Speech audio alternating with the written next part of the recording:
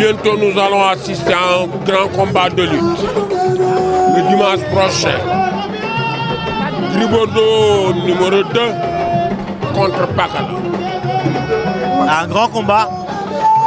La jeunesse qui monte, c'est-à-dire Gris 2 qui monte en puissance, mais Pakala qui a été un grand champion en lutte simple, un grand technicien.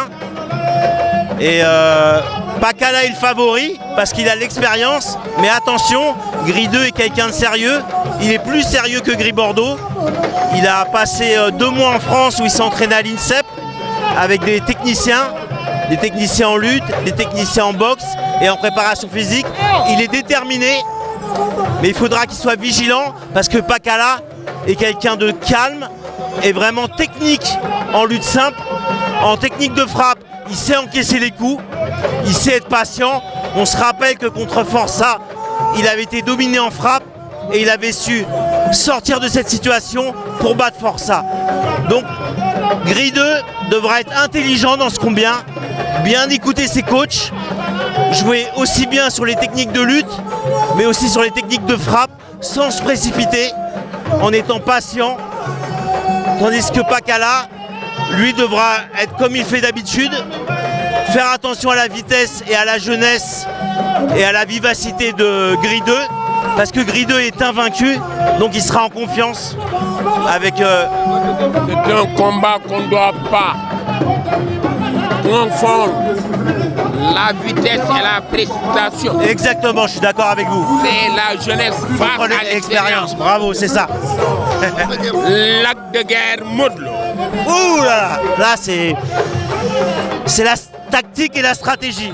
Maintenant, ce qu'il faut faire, Modou Lo, il a prouvé qu'il avait plus de puissance, plus d'intelligence.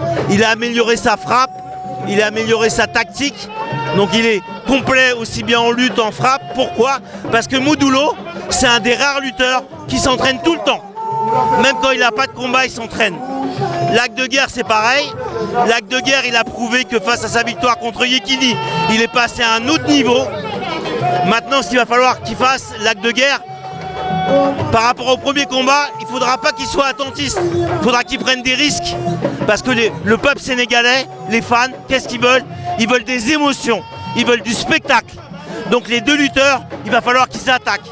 Il faut qu'il y ait de la tactique, mais il faut qu'il y ait du spectacle. Parce que les gens sont en demande. Et le vainqueur de ce combat pourra défier le vainqueur de Bombardier Eumeu Sène. L'un est offensif, l'autre est attentif. Oui, mais dans les sports de combat, on peut toujours s'améliorer. On peut prendre des risques de temps en temps. Parce que il y a le public, il y a des gens, ils payent leur ticket. Il y a des gens à la télé, ils regardent. Ils regardent. Donc on doit faire le show, on doit prendre des risques. Parce que si on veut être le roi des arènes, on ne peut pas que être attentiste. On doit faire le spectacle. En tout cas, bonne chance à tous les deux. Et je vous remercie pour cette interview. Ama Baldé Papasso. Ama Baldé Papasso. Ama Baldé, son père Falaye Baldé, c'est un grand lutteur. Donc Ama Baldé, il a la lutte dans le sang. Il a la lutte dans le sang. C'est quelqu'un qui est en confiance. L'année dernière, il a gagné 3 combats au tournoi de la TNT. Il est sérieux, il se prépare. Maintenant, Papasso, il est dos au mur. Il est dos au mur. Ça fait longtemps qu'il n'a pas enchaîné des victoires. C'est son dernier combat pour revenir. S'il perd, la lutte c'est fini. Race, c'est fini. Donc il va falloir qu'il prenne des risques. Papasso, s'il doit gagner, ça sera par la technique de frappe. Il n'a pas le choix. En lutte pure, Ama Baldé, il est supérieur. Voilà. Maintenant, bonne chance aux 2 lutteurs. Et vous, qu'est-ce que vous en pensez de ce combat? Votre avis sur le combat, vous? Allez, votre avis? Qu'est-ce que vous pensez du combat d'Ama Baldé et Papasso? Un combat qui a beaucoup de risques. Si jamais l'un permet à l'autre de lui mettre dans ses propres dispositions, vous verrez une surprise formidable. Fabrice Alouche pour la TFM.